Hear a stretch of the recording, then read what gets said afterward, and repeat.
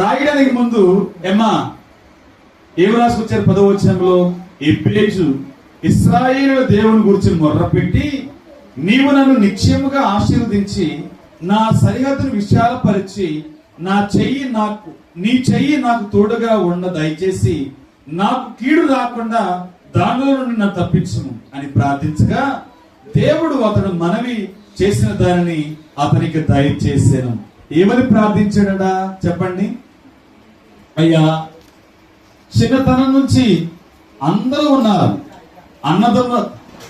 అన్నలు చాలా ఎక్కువ మంది ఉన్నారు. అన్నలు ప్రార్థన చేశారా? చేయలేదు. అందుకని ప్రభు అంటున్నాడు, సహోదరులందరికంటే ఘనత వహించాడు, ఆశీర్వదించబడ్డాడు. కారణం ఏంటి? అయ్యా, నీకు మొర్ర పెట్టుచున్నానయ్యా, నీకు ప్రార్థన చేస్తూ ఉన్నాను. ఏంటి ఆ ప్రార్థన అంటే, నీవు నాకు తోడుగా ఉండు. ఏమన్నాడమ్మా చెప్పండి? నీవు నాకు తోడుగా ఉండు. నా జీవితంలో కీడు రానే, మాకు ఏమి రానికూడదు, కీడేది దరి చేరకుండా నన్ను కాపాడు. నా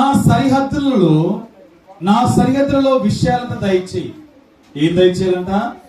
అమ్మా ఇటు చూడండి, ఇటు చూడండి అందరూ మోటో వైపు చూడొద్దు, అందరూ ఇటు చూడాలి. ఏదో అప్పుడప్పుడు చెప్తా ఉంటాం కదా, చిటుకమంటే చాలు అది చూడటమే తప్ప ఆలకించాలి. అందరూ వినాలి, దేవుని వాక్యం వినాలి. పరధ్యానంగా ఉండదు, అటు దిక్కులు చూడద్దు. కొద్ది నిమిషాలు. ఇతడు ఒక్కటే చేశాడు. ఎబ్బేజు జీవితం అంతా దుఃఖమయం. ఎబ్బేజు జీవితం అంతా దుఃఖం. పేరే అది దుఃఖమే. పేరే దుఃఖం. తన జీవితంలో ఆశీర్వాదం లేదు. అమ్మా, అన్నదమ్ములు ఉన్నారు, ఎవరు కూడా దేవుణ్ణి లక్ష్య పెట్టలా. ఎవరు ప్రభు దగ్గరకు వచ్చి మోకాలు వచ్చి ప్రార్థన చేయలేరు. ఎబ్బేజు ప్రార్థించాడు. ఎవరు ప్రార్థించాడయ్యా? ప్రభువా, ఈ లోకంలో ఎక్కడికి వెళ్ళి నా దుఃఖం పోలేదు, కానీ నీకు మాత్రమే ప్రార్థన చేస్తూ ఉన్నాను. నా జీవితంలో శాపం వద్దు అన్నాడు. ఏమన్నాడు? నా జీవితంలో శాపం వద్దు, నా జీవితంలో కీడు వద్దు, నన్ను ఆశీర్వదించయ్యా అని చెప్పేసి అనుదినము ప్రార్థన చేస్తూ ఉండేవాడు. ప్రభు ఏం చేశాడు చెప్పండి? ఏం చేశాడు? 9వ వచనంలో సహోదరులందరికంటే ఆయనను హెచ్చించాడు. చూసారా? ఎవరు ప్రార్థన చేస్తారో, ఎవరు ప్రభువుకు అనుకూలంగా ఉంటారో, ఎవరు దేవుని మార్గం నడుస్తారో, ఎవరు సృష్టికర్త వైపు తిరుగుతారో, ఎవరు దేవుని వైపు తిరిగి ప్రార్థన చేస్తారో, వారిని దేవుడు నిశ్చయముగా దీవిస్తాడు, ఆశీర్వదిస్తాడు. దేవుని స్తోత్రం చెప్పండి. హల్లెలూయా, హల్లెలూయా. అది ఈరోజు చెప్పాలనుకున్నాను నేను. ఎవరైతే దేవుని మాట వింటారో వారు దీవించబడతారు. దీవించబడతారా లేదా? దీవించబడతారు. అంటే ఈ మాట ప్రకారం, ఈ సాక్ష్యం ప్రకారం మనం ఏం చేయాలి? ఎవరి మాట వినాలి? మనము చెప్పండి. దేవుని మాట వినాలి. ప్రభువు మనకు సమాధానం ఇచ్చే కొలది మనం మాట వింటూనే వినాలి, మాట వింటూనే ఉండాలి. దేవుడు మనకు జవాబిచ్చేంత వరకు మనం దేవుని మార్గాల్లో ఉంటూనే ఉండాలా వద్దా? దేవుడు ఆశ్రయించిన తర్వాత దేవునికి వ్యతిరేకంగా ఉండాలా? చెప్పండి త్వరగా. దేవుడికి వ్యతిరేకంగా ఉండొచ్చా? దేవుడు దీవించిన తర్వాత, ప్రాణం పోతుంటే మరలా తిరిగి ప్రాణం ఇచ్చిన తర్వాత దేవునికి దూరంగా ఉండొచ్చా? ఇంకా సమీపించాలి దేవునికి. బైబిల్ గ్రంథంలో యాకోబు అనే భక్తుడు మనకు కనిపిస్తాడన్నా. ఎవరైనా? యాకోబు. వాళ్ళ తండ్రి ఎవరు తెలుసా మీకు? చెప్పండి అమ్మా. ఇస్సాకు. తండ్రి ఎవరు? ఇస్సాకు. ఇస్సాకు కుమారులు ఎంతమంది చెప్పండి అమ్మా? ఇస్సాకు కుమారులు 2, యాకోబు, ఏశావు.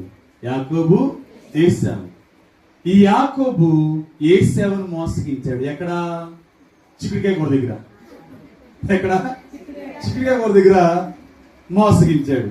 అవునా కదా? యాకోబు అంట తల్లి గర్భంలో ఉన్నప్పుడు ట్విన్స్. ఎవరన్నా వీళ్ళు? ట్విన్స్ తెలుసా నీకు? కవలా పిల్లలు. రెక్కమ్మకి పుట్టినటువంటి కవలా పిల్లలు 2.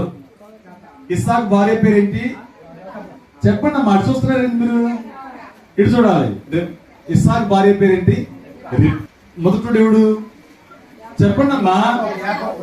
ఏశావు మొదటి ఏశావు, రెండోడు ఎవడు? యాకోబు. మొదటోడు వస్తుంటే కడుపులో వస్తుంటే ఈ యాకోబు వెనకాల కాలు కొట్టుకుంటాడంట. రే నేను పోతారా ముందు, నువ్వుగా తెలియదు అని వెనకాల కాలు పట్టుకున్నాడంట. ఆయన పాపం దేవుడి కరుణించి వాడే ముందు వచ్చాడు. వాడికే జ్యేష్ఠం ఒక హక్కు వచ్చింది. వాడు మనసులో చిన్నప్పటి నుంచి నేను మొదలు పుడితే బాగుండు, నేను ముందు వస్తే బాగుండు అనుకుని చిన్నప్పటి నుంచి ఆలోచన వాడికి. అందుకని ఆకలేసింది, బాగా ఆకలేసింది వాడికి. ఎవరికి? పెద్దోడికి. ఏశావుకి బాగా ఆకలిస్తే అప్పుడు దొరికాడు అన్నయ్య.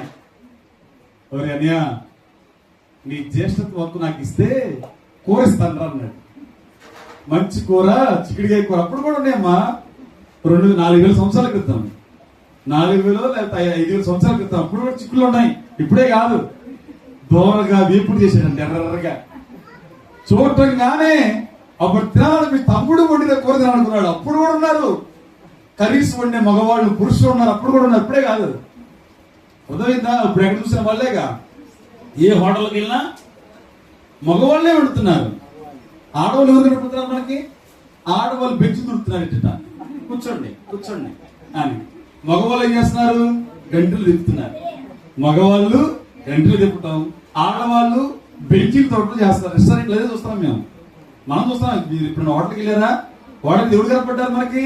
మగవాళ్ళేగా. వడ్డించేది వాళ్ళే, ఉండేది వాళ్ళే, అందరు వాళ్ళే. అప్పుడు ఉన్నారు ఉండేవాళ్ళు, ఇప్పుడు కూడా ఉన్నారు. అదనమాట. అయితే అక్కడ మోసగించాడు. ఎవరిని? యాకోబు అన్నను మోసగించాడు. తర్వాత ఇస్సాకు ఏమన్నాడు తెలుసా? అరే చచ్చిపోయే కాలం వచ్చింది, పరలోక రాజ్యానికి పోయే కాలం వచ్చింది, అయ్యా నా కోసం ఒక వేటను తీసుకురంటరా అన్నాడు. ఎవరిని పిలిచి? ఈ పెద్దోడు పిలిచాడు. మరి పెద్దోడా, రే రా, నేను ఆస్థాన కాలం అయిపోతుంది, పరలోక దేవుడు అని పిలుస్తున్నాడు, ఒక ముద్ద తిని పోతాను రా, కానీ ఒక వేటను తీసుకురా నా కోసం, అడవికి వెళ్ళి ఒక వేటను పట్టిరా అన్నాడు. దుబ్బో, లేడు, జింకు ఉంటాయి కదా, వాటి పట్టినారంటే వెళ్ళాడు పాపం. కానీ వీడి ఎవరని తెలుసా?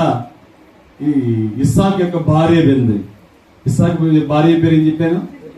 రిబ్కమ్మ బింది. విని రిబ్కంకి యాకోబు అంటే బహు ఇష్టం అంట, చిన్నోడికి బహు ఇష్టం అంట. చెప్పింది, ఎవరే చిన్న కొడుగా, పెద్దోడు వేటకి వెళ్ళాడు, వేషం వేసుకున్నావు, ఆశీర్వాదం నీకే రావాలి. మీ నాన్న దీవించిన ఆశీర్వాదం ఎవరికి రావాలి? నీకే రావాలి. అమ్మా నన్ను కనుక డాడీ గుర్తుపడితే, ఆశీర్వాదం బదులు శాపం వస్తుందమ్మా అన్నాడు. ఏమొస్తుందట?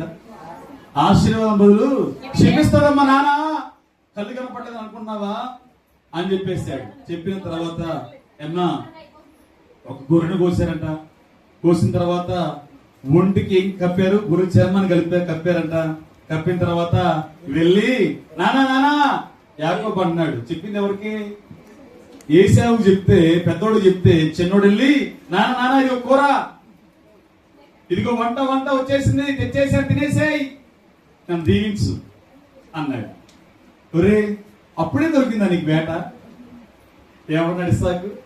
అప్పుడే నీకు దొరికిందా నాన్న, శీఘ్రముగా దేవుడే, నీవు నమ్మిన దేవుడే నాకు ఇచ్చేసాడు అని చెప్తా ఉన్నాడు. చూసారా? వెంటనే నాన్న రే నీ వాయిస్ ఏంట్రా, నీ మాట ఏంట్రా ఏసేవలాగుంది, సారీ నీ మాట ఏంటి యాకోబు లాగుంది. ఏసేవ పాత్ర ఉన్నాడు ఇప్పుడు యాకోబు. నీ మాట ఏంటి యాకోబు లాగుంది? నన్ను తడుగుచుంటానా అంటే పట్టుకుంటే ఎట్టున్నాడు తెలుసా? ఏశావు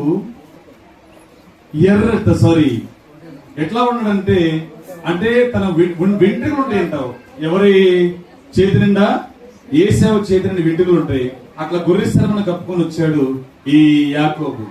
అంటాడు, తడుగు చూస్తే ఏశావు, స్వరం వింటే యాకోబు. తడుగు చూస్తే అంతా ఎట్టున్నాడు? ఏశావులో ఉన్నాడు. మాట ఎట్లా ఉంది? తండ్రికి తెలియదమ్మా ఏ స్వరం ఎట్లా ఉంటుందో. అయినా కూడా ఏశావు కూడా ఆశీర్వదించాడు. ఎవరిని ఎవరిని ఆశీర్వదించాడు? యాకోబుని ఆశీర్వదించాడు. అక్కడ చిక్కుడుకాయ కూర దగ్గర యాకోబుని, ఇక్కడ వంట దగ్గర